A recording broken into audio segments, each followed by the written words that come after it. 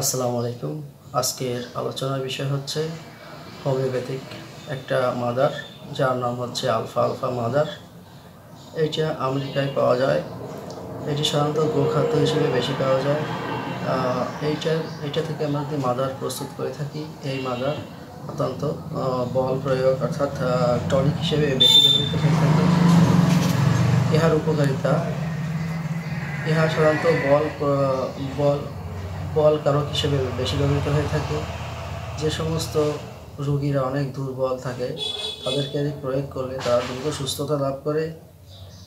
ইহা ব্যবহার করলে আমাদের শরীরে ক্ষুধা বৃদ্ধি পায়, শরীরের বল বৃদ্ধি পায়, শরীরের দুর্বলতা দূর করে, পরিপাক ক্রিয়া দূর করতে সাহায্য করে, শারীরিক ও মানসিক শক্তি বৃদ্ধি করে, মাংসপেশি বৃদ্ধি করে, এমনকি শরীরের ওজনও বৃদ্ধি পায়। এই জন্য আলফা আলফা মাদারকে আদর্শ টনিক হিসেবে বলা যায়। এছাড়া রক্তহীনতা যদি থাকে, সন্তান প্রসবের পর যদি রক্তহীন অবস্থায় বা রক্তহীনতা দেখা যায়, তাহলে আমরা এই আলফা আলফা মাদারটি ব্যবহার করতে পারি।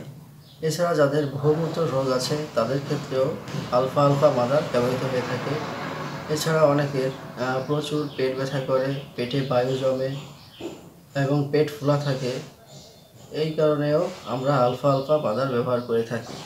এখন আসেন এর ডোজ সম্পর্কে জানি।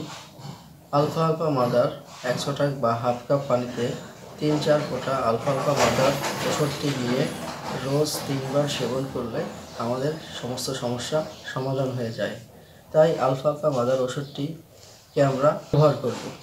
তো ভিডিওটি যদি অবশ্যই ভালো লাগে, অবশ্যই বন্ধুদের মধ্যে শেয়ার করবেন এবং চ্যানেলটি সাবস্ক্রাইব করে রাখবেন। ধন্যবাদ। আল্লাহ হাফেজ। আসসালামু আলাইকুম।